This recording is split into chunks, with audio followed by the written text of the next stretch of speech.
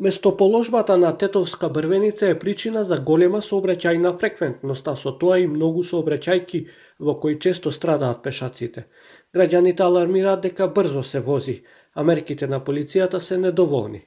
Општината со така наречени лежечки полицајци прави обид да ги натера несовесните возачи поспоро да се движат, особено на главната улица, која е дел од регионален пат. Се вози брзо, па и редно беше веќе да се постават овие грчки полицајци.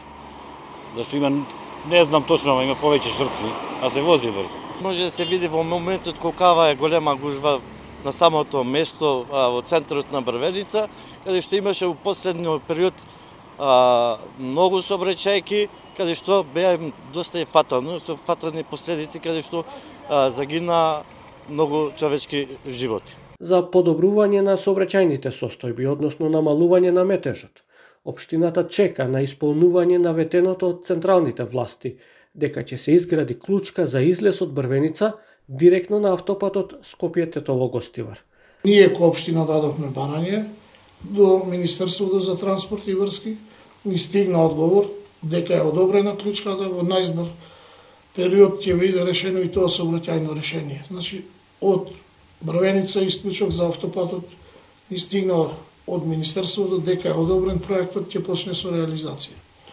Тоа е надлежност на Министерството, ние чисто превентивно дадовме барање да знаеме до кај работа.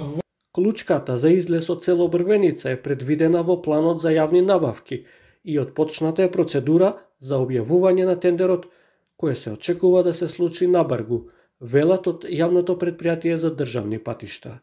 Регионалниот патен правец R2233 од Тетово, кој минува низ Брвеница до Чегране па се до Гостивар, е делница паралелна на автопатот. Во 2010 година смртно беше прегазено 4-годишно дете, а во 2012 година 40-годишник. Чести се излетувања од патот, па возилата завршуваат во дворовите на куќите на главната улица.